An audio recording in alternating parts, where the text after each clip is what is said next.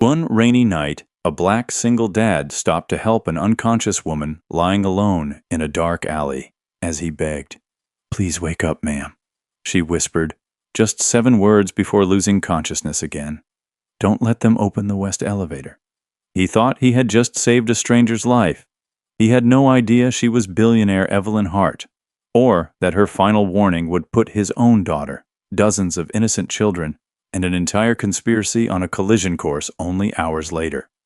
Rain tapped against the loading docks behind the Lakeshore Convention Center with the steady rhythm of an old clock refusing to stop.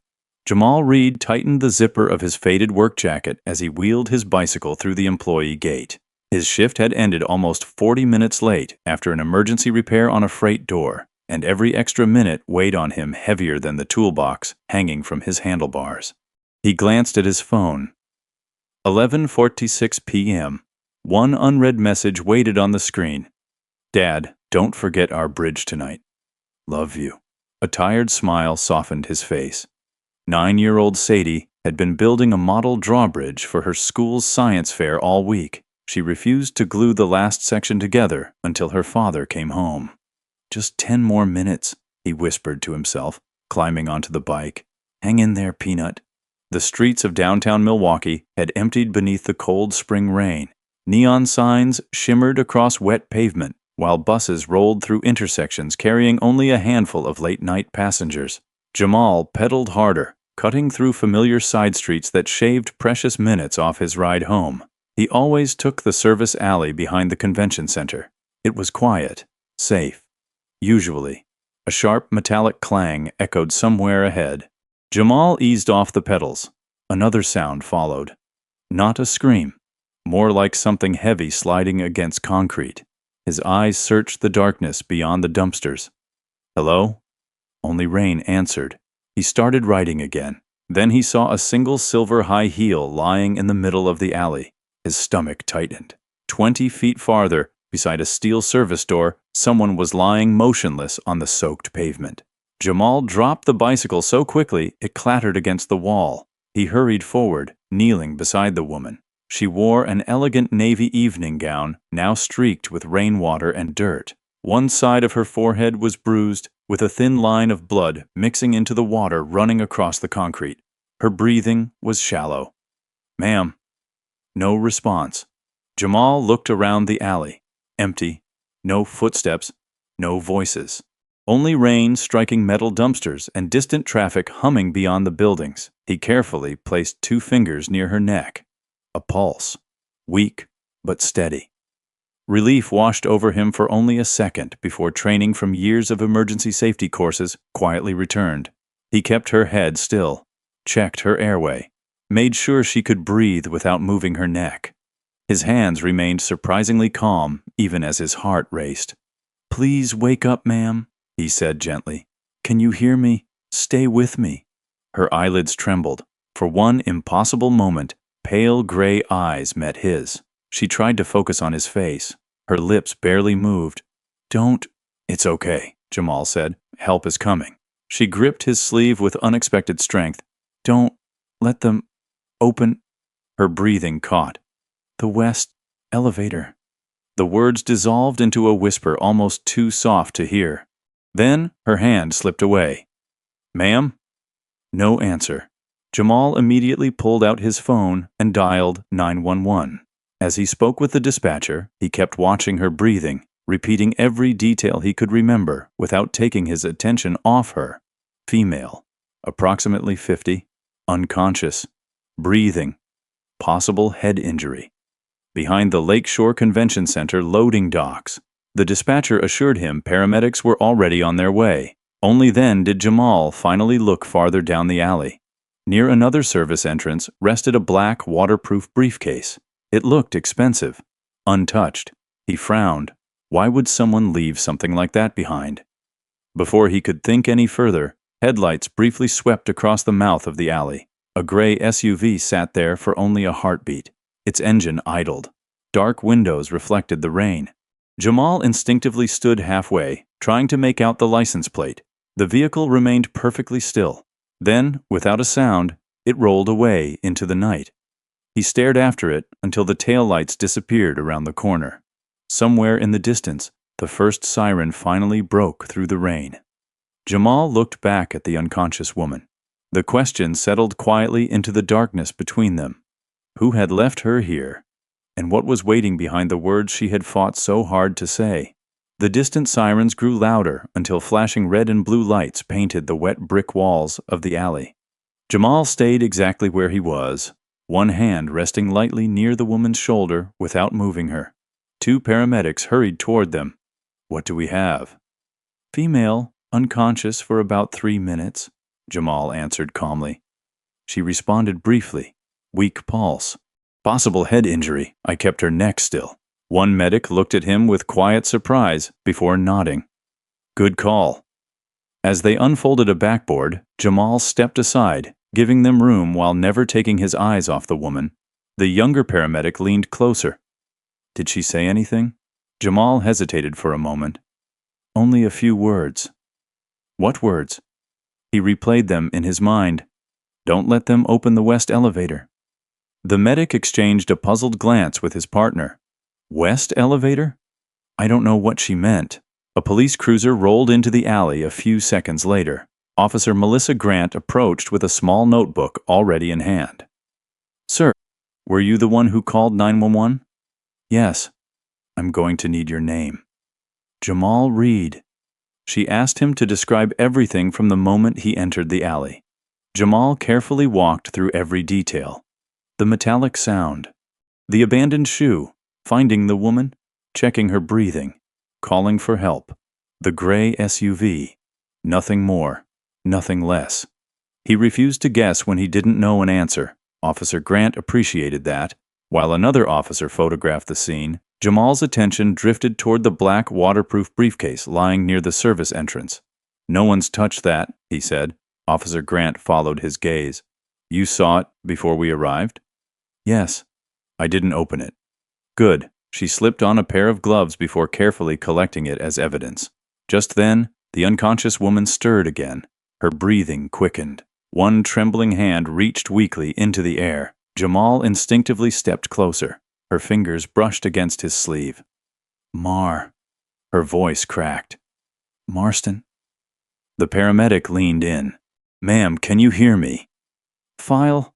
The word barely escaped her lips before she drifted away once more. The paramedics immediately loaded her into the ambulance. Before the doors closed, Jamal noticed something small resting beside the rear tire of the ambulance. His chest tightened. Sadie's little reflective star keychain. He had unclipped it from his bicycle only minutes earlier and tied it to a metal post near the entrance of the alley, so emergency crews could find the location faster through the heavy rain. Now it lay in a shallow puddle, still reflecting tiny flashes of red and blue. Without thinking, he left it there. The flashing star had already done exactly what Sadie had made it to do: help someone find their way. Officer Grant walked back toward him. "We may need to contact you again, Mr. Reed." "Of course." She handed him a business card. "If you remember anything else, no matter how small, call me."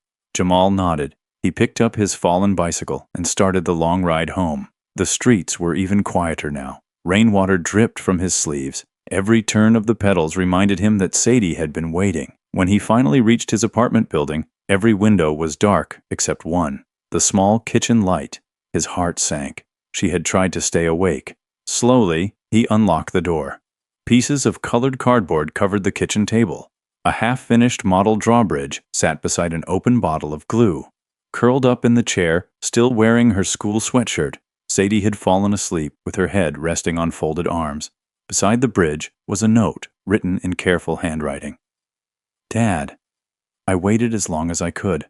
We'll finish it together tomorrow. You promised." Jamal stood silently in the doorway. Outside, rain continued tapping against the apartment window. Somewhere across the city, an unidentified woman fought to stay alive. Somewhere else, a gray SUV had disappeared into the night. And resting in a puddle behind the convention center, a small reflective star continued catching every passing beam of light. Morning arrived, with pale sunlight filtering through rain-streaked apartment windows. Jamal woke before his alarm. For a few quiet seconds, He forgot everything about the alley. Then he saw the unfinished drawbridge on the kitchen table. Sadie was already awake, carefully coloring tiny paper railings while humming to herself. She looked up with a sleepy smile. "You made it home." "I did. You were really late." "I know." She studied his face for a moment. Children often noticed the things adults tried hardest to hide. "Did somebody need help?" Jamal slowly nodded. "They did." Sadie glanced toward the empty hook on his keyring lying beside the coffee maker. "The star's gone." "I had to leave it behind." Instead of asking why, she simply smiled. "Then I guess it helped somebody find you first." Her quiet kindness settled over the room more heavily than any lecture could have. An hour later, Jamal arrived back at the Lakeshore Convention Center. The loading dock buzzed with forklifts, delivery trucks, and workers preparing for another conference. Everything looked ordinary, almost as if nothing unusual had happened only a few hours earlier. Inside the maintenance office, his supervisor handed him a fresh work order. "Replace lights in Hall C." Jamal accepted the clipboard without mentioning the woman from the alley. Before he could leave, a television mounted in the corner interrupted the morning weather report with breaking news. A photograph filled the screen. The elegant woman from the alley. The caption beneath her image read, "Evelyn Hart, founder of Hart Civic Development, hospitalized after overnight incident. Several employees stopped working." "Isn't she the billionaire who's funding school renovations?" one mechanic asked. "I heard she was speaking here yesterday." They still don't know what happened. Jamal stared silently at the screen. So that was who she was, a woman whose name appeared on buildings and scholarship programs across Wisconsin. Yet the image that stayed with him wasn't the polished business portrait. It was her lying alone on cold concrete, whispering about a West elevator. "Reed!" The sharp voice pulled him back. Curtis Bell, Northline's regional maintenance manager, stood in the doorway with folded arms. "You planning to watch TV all morning?" "No, sir." Curtis noticed Jamal's expression. "You know her?"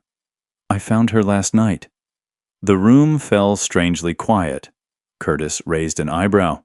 "You?" "I was the one who called 911. For just an instant, something unreadable crossed Curtis's face before disappearing behind a practiced smile.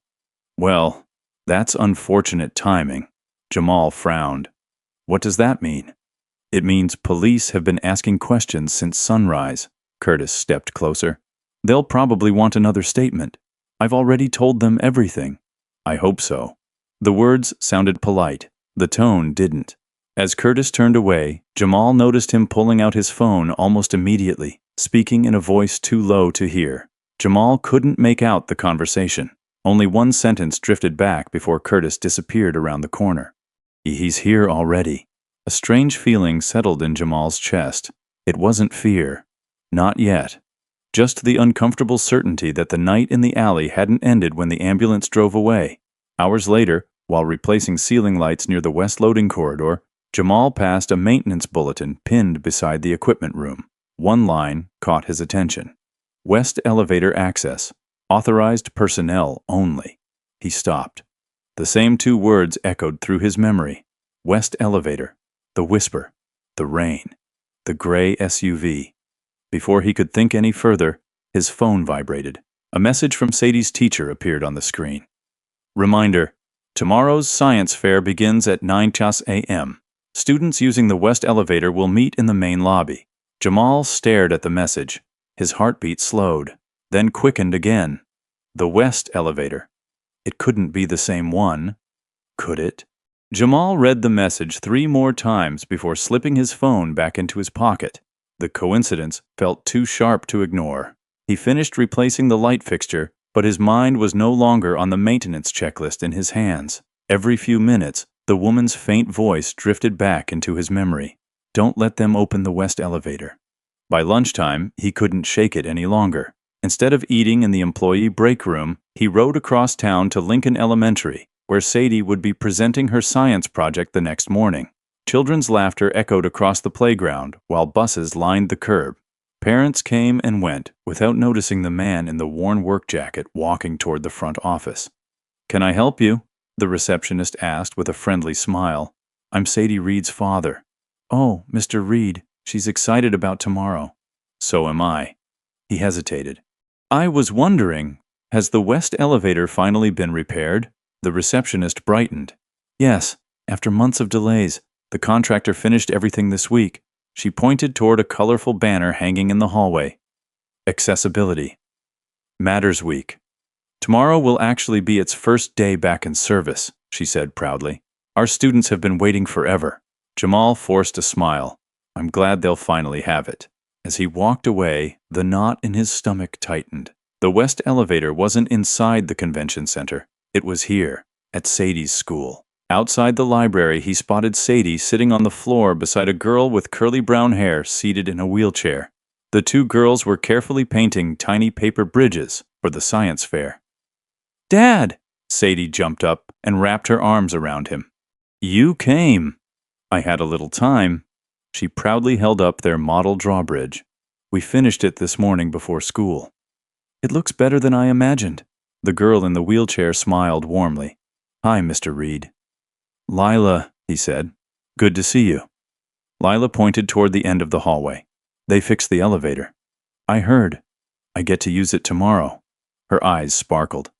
It'll be the first time I've gone upstairs with everyone else since second grade.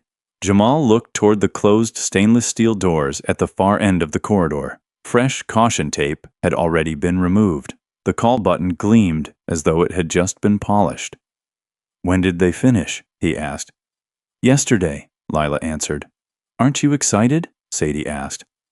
I am, Jamal replied, though the words sounded distant even to himself. Before leaving, he quietly walked toward the elevator. A laminated inspection certificate hung neatly inside a clear plastic holder beside the doors. He leaned closer. His eyes immediately narrowed. Something wasn't right. The inspection date was current. The contractor's name matched Northline, but one line near the bottom made him stop breathing for a second. Certification code M47. His fingertips hovered inches from the paper. M47. He knew that code, not because he had seen it recently, because years ago, when he was still a licensed elevator safety inspector, he had memorized every active certification standard in Wisconsin. M47 hadn't existed for a long time. It had been retired years earlier, when state regulations changed. No certified inspector should still be using it. Mr. Reed? He turned. The school principal was walking toward him with a welcoming smile. Beautiful job, isn't it? Northline assured us everything passed inspection. Jamal looked back at the certificate. His expression remained calm, but inside, an old part of him, the experienced inspector he thought he had left behind, had suddenly awakened. Very quietly, he asked, May I take a closer look at the maintenance records before tomorrow morning? The principal's smile faded into polite confusion. Why would you want to do that? Jamal kept his eyes on the elevator doors. Because I have a feeling someone signed a document they never should have. The principal's friendly expression shifted into cautious concern. I'm sorry, she said. Are you an inspector? I used to be. Years ago, those 4 words would have been followed by a state license number and a company name people respected. Now they sounded almost like an apology. I worked elevator safety before my wife passed away, Jamal continued quietly. I left the job to raise my daughter. My certification expired, but I still remember the standards. The principal folded her arms. So, you're saying this inspection might not be valid? I'm saying I'd rather be wrong than stay silent. For a long moment, neither of them spoke. Children's voices drifted from nearby classrooms. Somewhere down the hallway, someone practiced piano for the school's spring program. Everything sounded wonderfully ordinary. Too ordinary. The principal finally sighed. I appreciate your concern, Mr. Reed, but Northline is one of the largest contractors in the state. They assured the district everything passed inspection. She gently tapped the laminated certificate. We've already postponed reopening 3 times. Jamal nodded. I understand. I can't release maintenance records without district approval. I figured. She offered an apologetic smile before excusing herself to greet another parent. Jamal remained standing in front of the elevator for another few seconds. The brushed steel doors reflected his tired face. He remembered countless inspections years ago. Back then, he had learned one lesson from an old mentor. Never trust fresh paint more than old bolts. New equipment could look perfect. Safety was hidden underneath. As he turned to leave, a familiar voice called after him. "Dad!" Sadie ran over carrying the cardboard drawbridge. "You forgot this." He laughed softly. "I almost did." She studied him. "You're thinking about something." "I am." "Is it work?" "A little." She looked toward the elevator. "Lila's really excited." "I know." "I've never seen her smile that much." Jamal watched Lila roll toward the library doors with two classmates helping decorate her science display. He smiled, then the smile faded. That little girl trusted every adult in the building. She shouldn't have to think about whether an elevator was safe. As father and daughter walked toward the parking lot, Sadie slipped her small hand into his. "You always get that face." "What face?" "The one where you stop talking." He chuckled. "I have a face for that." "You only make it when you think somebody's about to get hurt." Jamal looked down at her.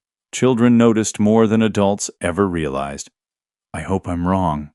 "So do I." That evening after dinner, Sadie carefully placed the completed drawbridge inside a cardboard box. "I can't wait for tomorrow." Jamal forced another smile. "It'll be a big day." Once Sadie went to bed, he opened the old storage cabinet in the living room. Behind dusty photo albums and winter blankets sat a weathered plastic container. He lifted the lid. Inside were notebooks, inspection manuals, faded identification cards, and the tools from a career he had packed away after losing his wife.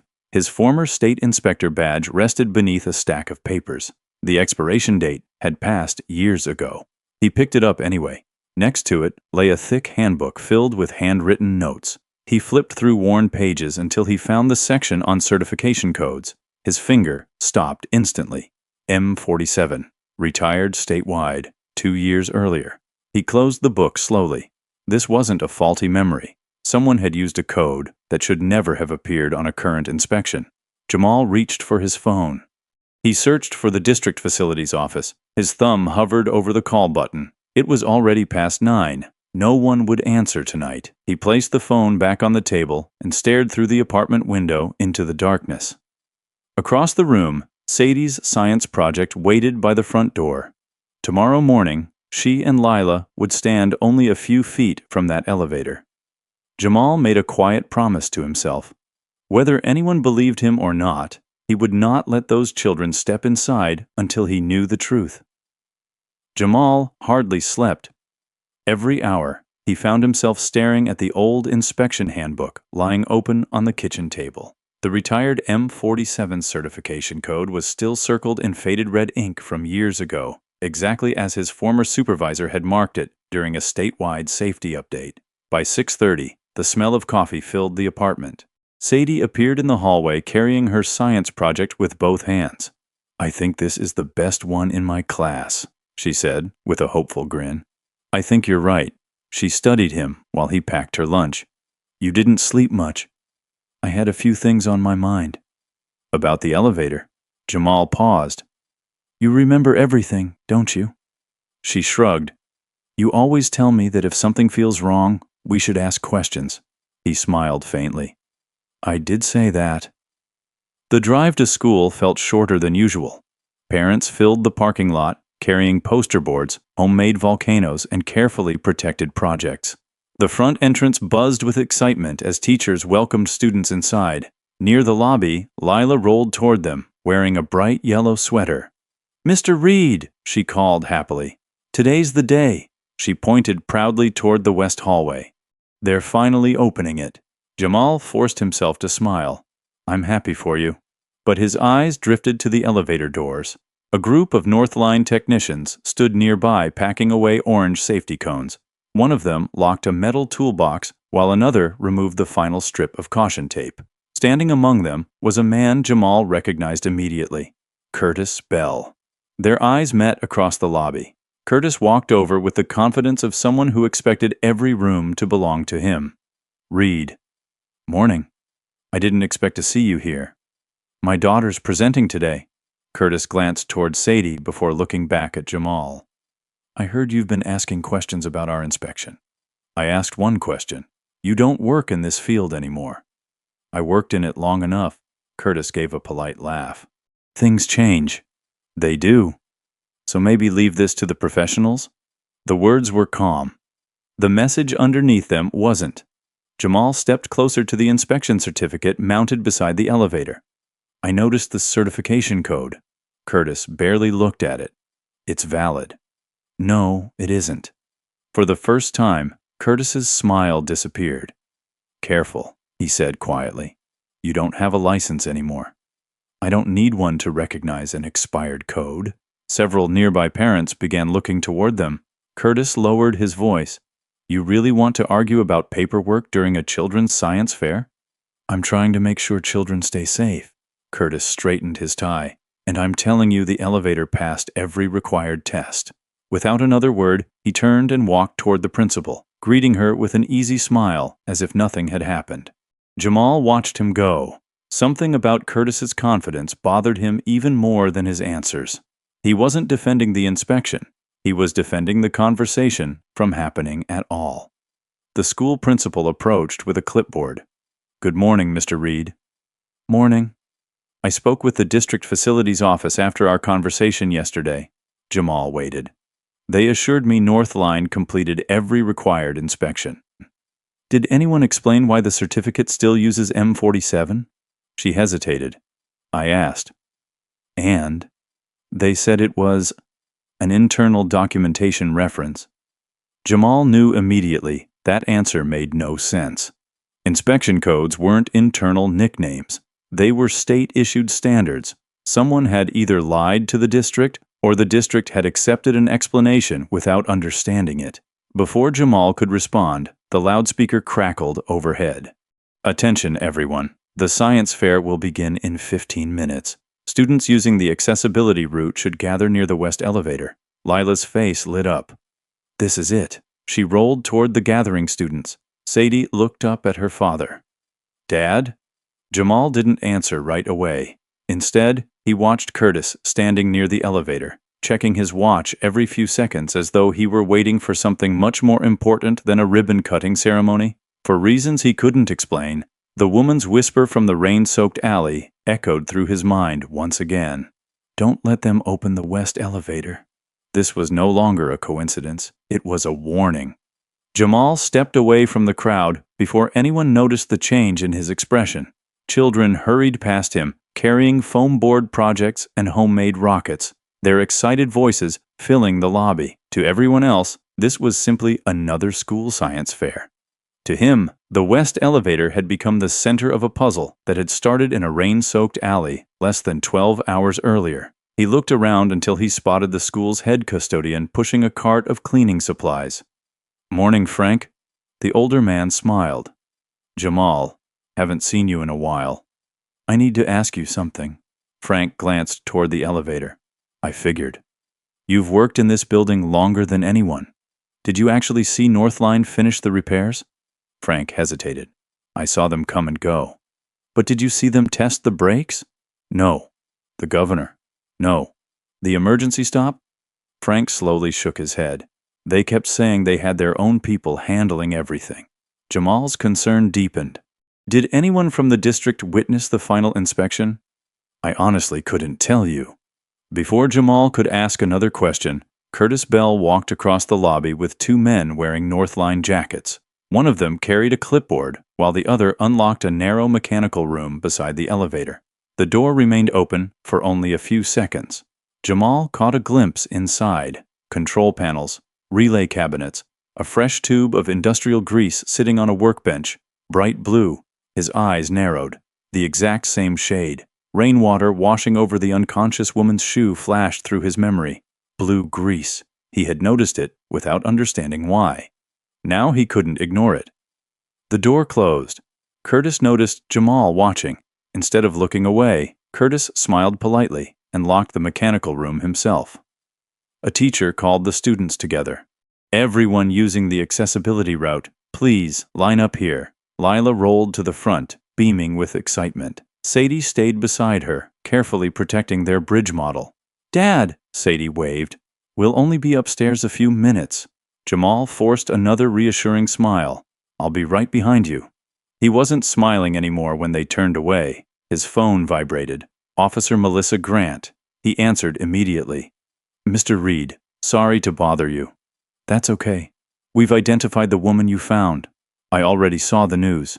There was something else. Jamal stepped farther into the hallway. What is it?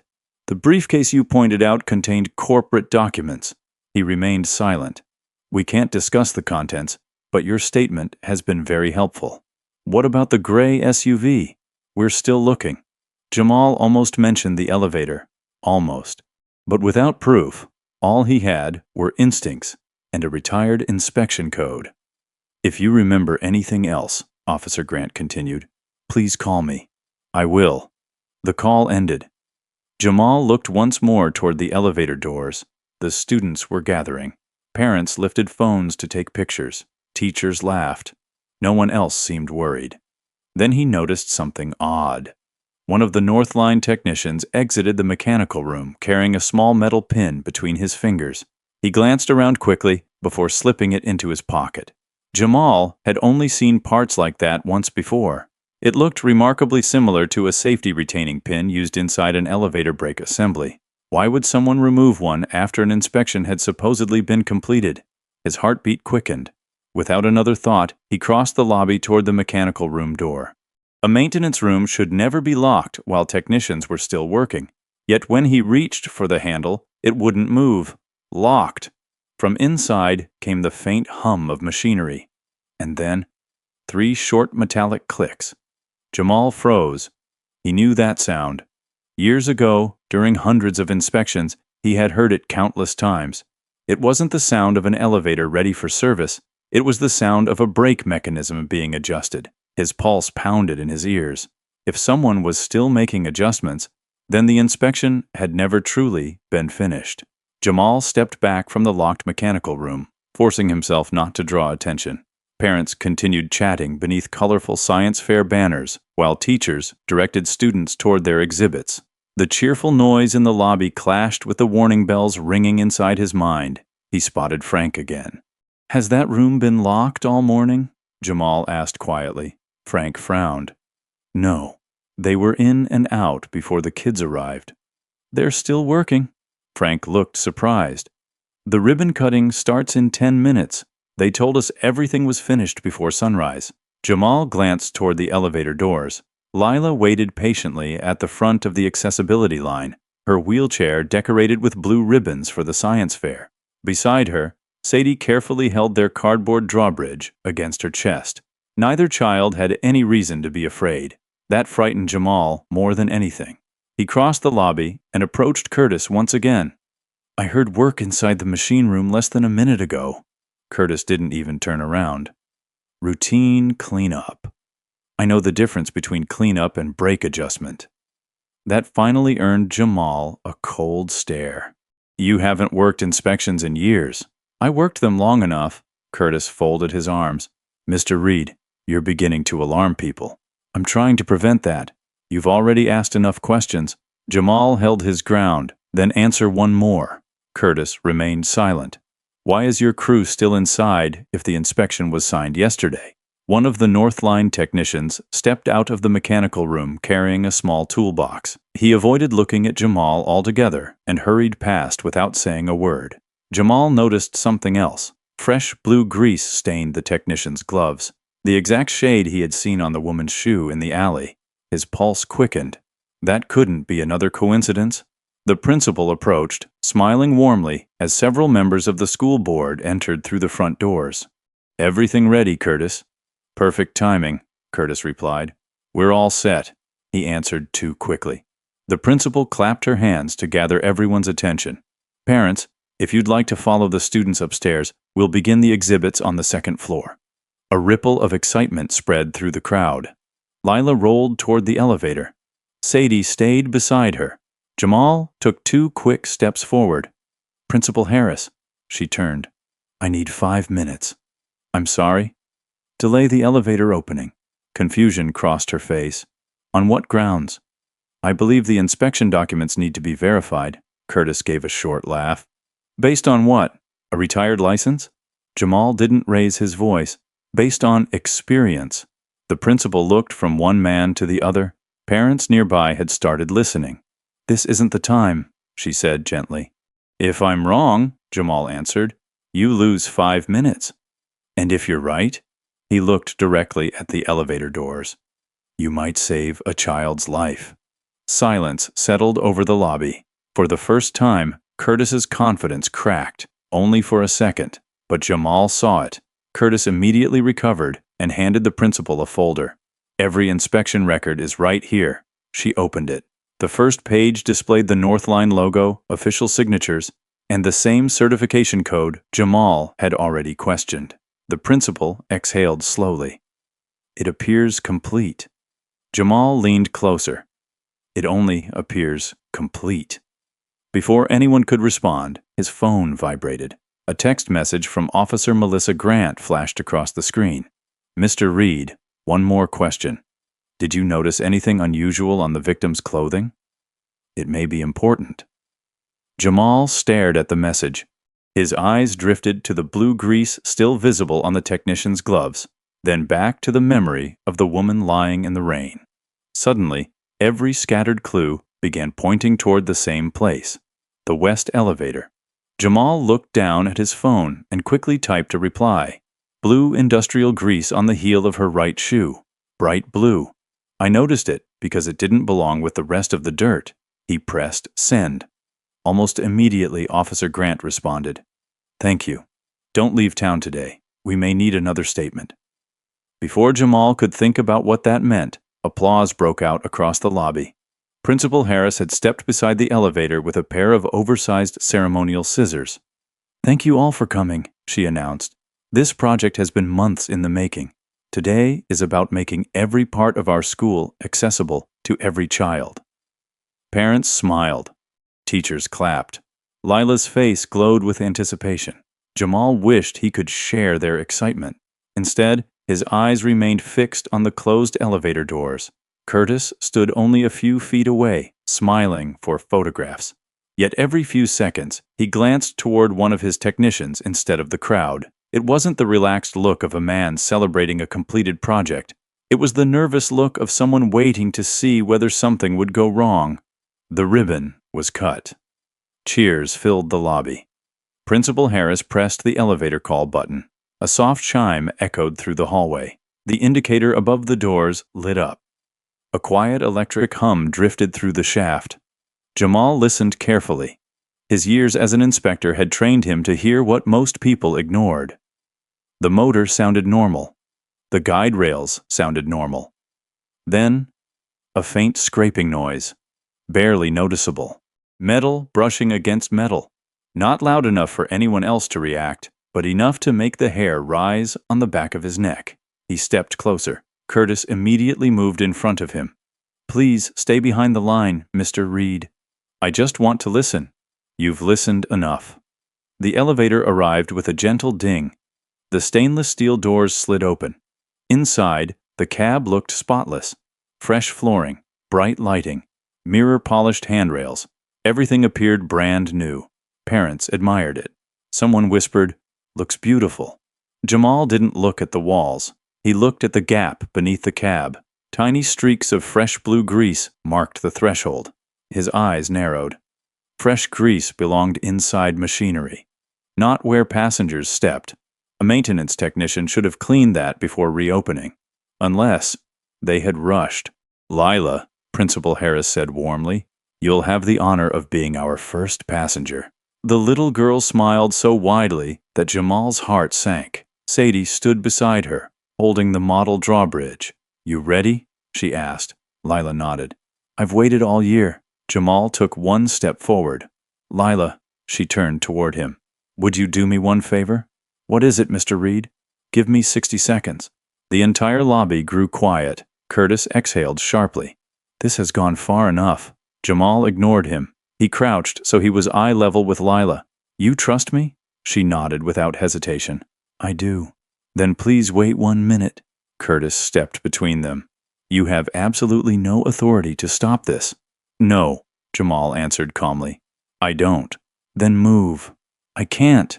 Curtis's voice hardened. "You're creating a scene." Jamal slowly stood.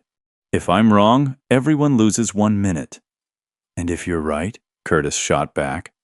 Jamal looked at the children waiting beside the elevator. His voice remained steady. If I'm right, 1 minute may be the most valuable minute they'll ever have. Before anyone could answer, Officer Grant's name flashed across Jamal's phone again. This time, she wasn't sending a text. She was calling. Jamal answered immediately. Officer Grant. Mr. Reed, she said without preamble. Where are you? Lincoln Elementary. There was a brief silence. The school with the new west elevator? His grip tightened around the phone. Yes. Listen to me carefully. The woman you rescued regained consciousness for a few minutes. Jamal's heart skipped. What did she say? She repeated the same sentence. His eyes locked onto the open elevator. Don't let them open the west elevator. The sounds of the lobby seemed to disappear. Officer Grant continued. She also managed to say one more thing before she lost consciousness again. What was it?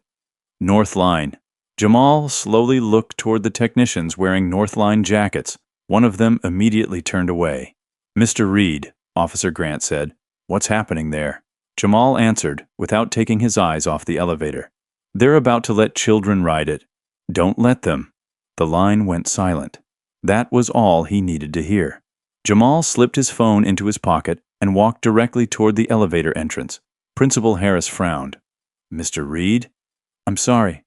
For what? For interrupting your ceremony. He stepped into the doorway of the elevator cab. Gasps spread through the crowd. Curtis strode forward. Move. Jamal remained perfectly still. I can't. You are interfering with school operations. I'm preventing an accident. There is no accident. Jamal pointed toward the floor, then explained the fresh grease. Curtis glanced down. It's lubricant. It shouldn't be here. He pointed toward the threshold. And the brake adjustment wasn't finished. Curtis's expression hardened. You have no proof. I have 40 years of experience. You don't have a current license. I don't need one to hear metal scraping. Parents exchanged nervous looks. The cheerful mood that had filled the lobby only moments earlier had vanished. Principal Harris stepped closer. Mr. Reed, Officer Bell has assured us. Officer Grant? She blinked. What? I just spoke with Detective Melissa Grant. He held up his phone. The woman found behind the convention center woke up. Curtis's face changed, only for an instant. But Jamal caught it. She named Northline. Curtis laughed. That's ridiculous. She also repeated one sentence. No one spoke. Jamal looked directly at Principal Harris. Don't let them open the west elevator. The principal's smile disappeared. A murmur swept through the parents. Curtis took another step forward. This is hearsay. Maybe. But are you willing to bet these children's lives on that? Silence. Lila looked from one adult to another. Mr. Reed. He turned toward her. Yes? Are we in danger? The question pierced every heart in the lobby. Jamal knelt beside her wheelchair. I don't know. Then why are you stopping us? He smiled gently. Because when I don't know, I choose to be careful. Lila nodded slowly. I can wait. Sadie walked over and quietly took Lila's hand. We'll see the science fair together. The two girls smiled at each other. That simple moment seemed to give Principal Harris the answer she needed. She took a deep breath. No one enters the elevator. Curtis spun toward her. You can't shut down a certified installation because of one man's opinion. I can postpone it. The school board is here. So are the children. She looked at Frank. Lock the elevator. Frank didn't hesitate. He pulled the emergency service key from his belt and switched the elevator into maintenance mode. A loud click echoed through the lobby. The doors slowly slid shut. Just as they met, a violent metallic bang exploded somewhere deep inside the shaft. The entire building trembled. Several parents screamed. The elevator doors shuddered violently before stopping halfway closed. A grinding roar echoed upward from beneath the floor. Then everything went completely still. No one in the lobby moved. Every face turned toward Jamal. He had been standing exactly where the first passengers would have been. No one spoke.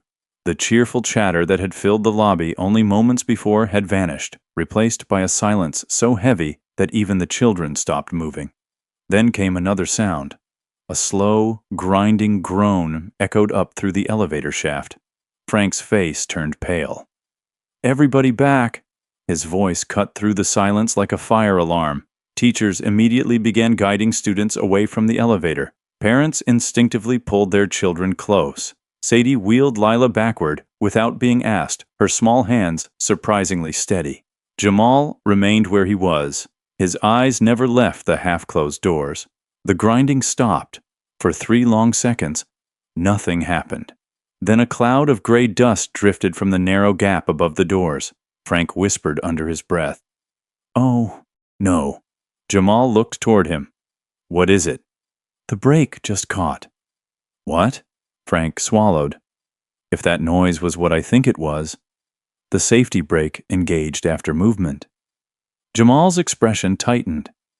"It should have engaged before movement." Frank slowly nodded. "Exactly." Principal Harris covered her mouth. Curtis immediately stepped forward. "It's probably just a sensor resetting." Jamal looked directly at him. "No." Curtis forced a laugh. "You can't diagnose equipment from a noise." "I don't have to." Jamal pointed toward the doors. If the brake had been working correctly, the cab wouldn't have shifted before locking. Several parents stared at Curtis. For the first time that morning, no one looked convinced by his confident smile. One of the Northline technicians quietly began edging toward the front entrance. Officer Grant's words echoed inside Jamal's mind. "Northline." He watched the technician reach the exit. "Sir." The man froze. Jamal didn't raise his voice. "Where are you going?" "I need another tool." "You already packed your toolbox." The technician glanced nervously toward Curtis. Curtis answered for him. "We're finished here." "No," Jamal replied calmly. "I don't think you are." Just then, the lobby doors burst open. 2 Milwaukee Fire Department inspectors hurried inside carrying emergency equipment. Behind them came Officer Melissa Grant. She walked straight toward Jamal. "You were right." Curtis stiffened. Officer Grant held up her badge. "No one touches that elevator." She turned to the firefighters. "Secure the area." Yellow safety tape quickly surrounded the entrance while parents watched in stunned silence. One firefighter inserted a specialized inspection key into the control panel beside the doors. Nothing happened. He tried again. Still nothing.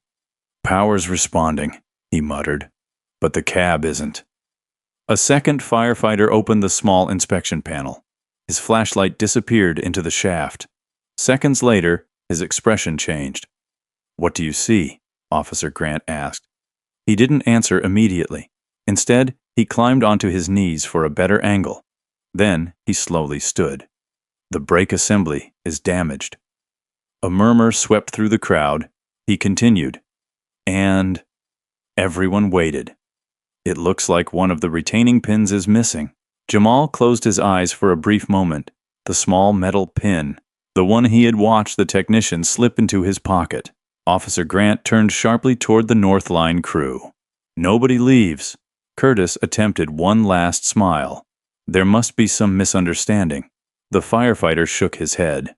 "No, sir." He looked directly at Principal Harris. "If children had entered this elevator..." He paused before finishing the sentence. "There's a very real chance this could have become a catastrophic mechanical failure." Gasps echoed across the lobby. Principal Harris's knees nearly gave way. She looked toward Lila, who was safely holding Sadie's hand across the hallway. Tears filled the principal's eyes. She slowly turned toward Jamal. Her voice barely rose above a whisper. "You didn't just save one child today." Jamal looked at the line of students standing safely behind the teachers. He quietly answered, "I was only trying to keep a promise made by someone who couldn't speak for herself." Behind him, Officer Grant's phone rang. She listened for only a few seconds before looking directly at Jamal. "Evelyn Hart is awake." The words hung in the air. Officer Melissa Grant slipped her phone back into her pocket. She specifically asked for the man who found her. Jamal blinked. "She remembers me?" "She remembers enough." Across the lobby, firefighters continued examining the disabled elevator while another team photographed the damaged brake assembly. One investigator carefully lifted a small steel retaining pin from the floor near the mechanical room door. Frank frowned. "That wasn't there a minute ago." Officer Grant noticed it too. Bag it. An evidence technician immediately sealed the pin inside a clear plastic pouch. Curtis Bell watched silently. For the first time since Jamal had met him, he had nothing to say. Officer Grant turned toward two uniformed officers who had just arrived. I'd like everyone from Northline to remain available for questioning. Curtis forced a polite smile. Of course, but Jamal noticed his right hand. It trembled, ever so slightly. The confidence was finally cracking. Principal Harris walked over to Jamal, her eyes still wet. I don't know how to thank you. You already have. She looked confused. My daughter is safe, Jamal said softly. That's enough for me. She glanced across the lobby. Sadie and Lila were sitting together on a bench, laughing quietly as they repaired a bent corner of their cardboard bridge. Children recovered quickly. Adults carried the memories much longer. Officer Grant approached again. Mr. Reed, would you come to St. Anne's Medical Center? Now, if you're willing. Jamal looked toward Sadie. Principal Harris immediately understood. I'll stay with her until your family arrives. Sadie overheard. Are you going to see the lady? I think so. The one from the alley? He nodded. She smiled. Tell her I'm glad she woke up. Nearly 40 minutes later, Jamal walked through the quiet hospital corridor beside Officer Grant. The hallway smelled of disinfectant and fresh coffee. Outside, one room stood two security officers. Another man in an expensive navy suit paced nervously near the window. The moment he saw Officer Grant, he hurried over. Any change? She's awake, Grant replied. The man looked at Jamal. Is this him? She nodded. This is Jamal Reed. The man's shoulders dropped with visible relief. He extended his hand.